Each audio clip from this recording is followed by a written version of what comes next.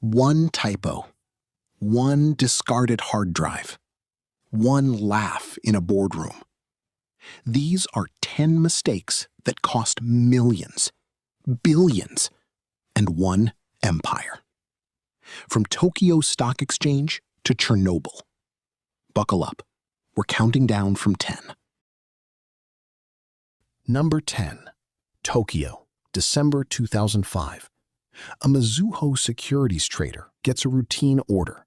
Sell one share at 610,000 yen. His fingers move faster than his brain. He types the reverse. 610,000 shares at 1 single yen each. Shares worth a luxury apartment now sell for the price of chewing gum. And Tokyo's trading system calmly accepts the absurd order.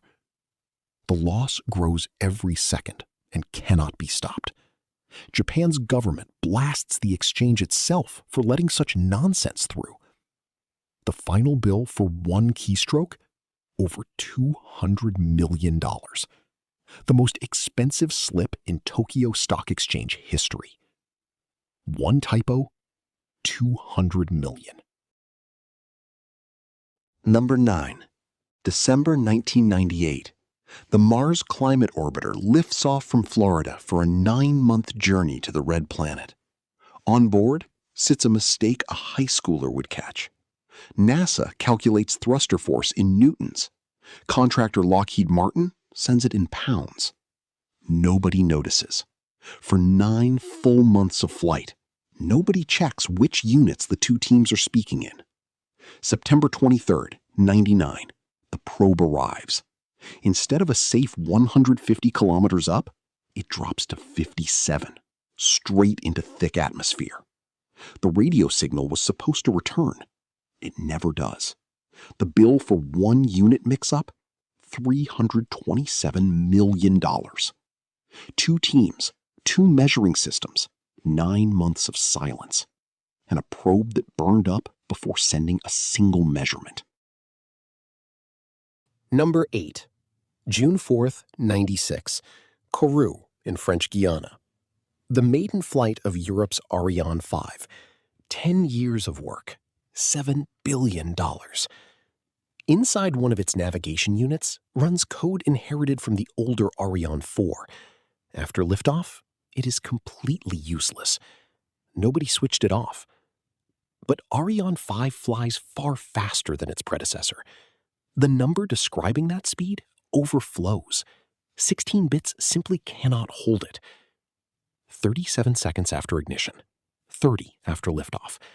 An unhandled exception shuts down both navigation units almost simultaneously. Here's the twist. The onboard computer mistakes their error message for flight data. It swings the nozzles of both boosters hard over. 3.5 kilometers up, the rocket obediently turns its flank into the airstream. Aerodynamic forces tear it apart. The automatic system detonates it. 4 science satellites. $370 million, and 1 line of code that was never supposed to run. Number 7.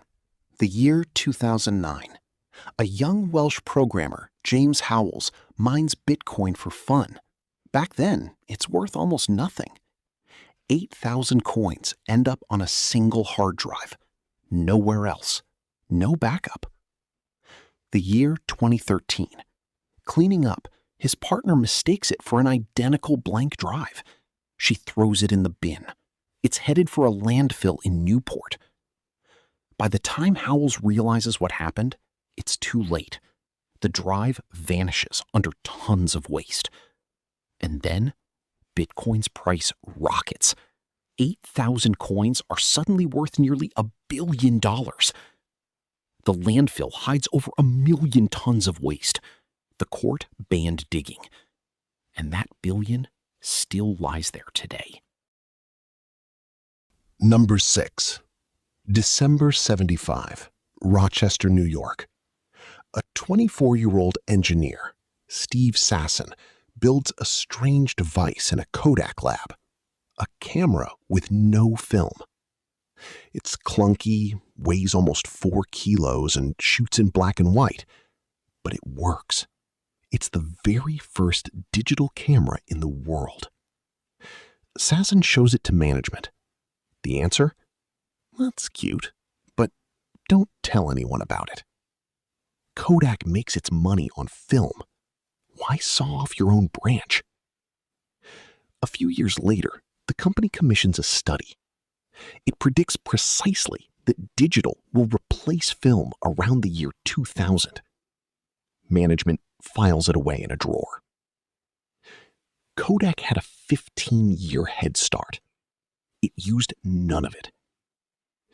On January 19th, 2012, the company declares bankruptcy, destroyed by the technology it invented and buried. Number 5. Early 2000, Dallas. Two young men walk into the Blockbuster headquarters, a $6 billion empire with 9,000 video rental stores worldwide. Their names are Reed Hastings and Mark Randolph. They're the founders of a small, money-losing startup that rents films by post on DVD. It's called Netflix. They offer Blockbuster a deal. Buy us, and we'll run your online business. The Blockbuster boss asks the price. $50 million. When he hears it, he declines. Netflix is just a toy for a handful of enthusiasts, he says, and the whole internet frenzy is overblown. One of the founders, Randolph, says they were laughed out of the room. 10 years later, Blockbuster goes bankrupt and closes 9,000 stores. Of the whole empire, one is left. Netflix today is worth over $400 billion. Number 4. The year 1999. Two Stanford PhD students, Larry Page and Sergey Brin, want to sell their search engine. They offer it to Excite for $1 million. Excite's boss, George Bell, declines. An investor backing Excite steps in. He talks the Google founders down to $750,000. Bell has both technologies tested side by side. The difference, apparently, is negligible. But Page has one condition. Excite must replace its entire technology with theirs. Bell reads that as a takeover from the inside. He declines again. $750,000. Back then, that's the price of an apartment in a bigger city. Excite collapses a few years later. Google today is worth over $2 trillion.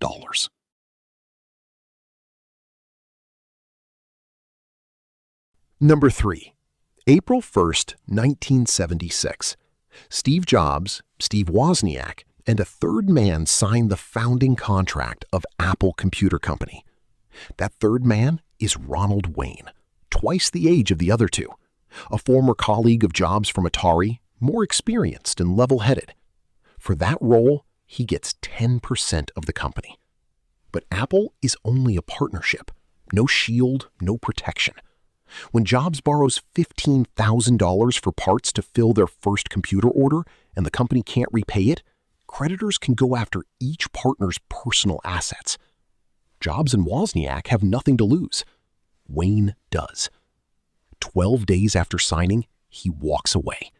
He sells his stake back for $800, later takes another $1,500 to waive any claims.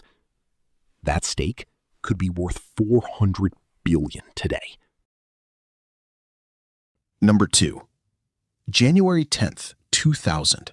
The announcement of the year.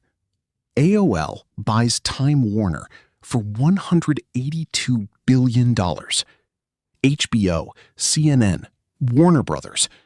AOL's chief, Steve Case, calls it a historic moment when new media has truly come of age. AOL has 30 million dial-up users. Time Warner, a decades-old media empire. Internet fever fuses them together. A few months later, the bubble bursts. Broadband replaces dial-up. AOL, the engine of the whole merger, suddenly becomes the burden. In 2002, the company writes off $99 billion. AOL's value falls from $226 billion to 2020. The full-year loss? $98.7 billion. The largest loss in American corporate history. It reveals one thing.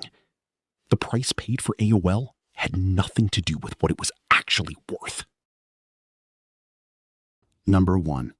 April 26th, 1986. The Chernobyl nuclear plant.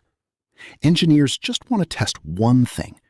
Can the turbine keep the pumps running if the power goes out? For that test, they switch off reactor number 4's safety systems. The power spirals out of control. At 1:23 in the morning, it explodes. The reactor's 1,000-ton steel lid blows into the air like a bottle cap.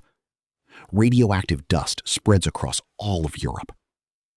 The consequences are still being counted decades later. Decontamination, evacuation, a new steel shelter over the reactor, healthcare for millions of people. The estimated total, $700 billion. The most expensive disaster in human history. And it began as a routine safety test.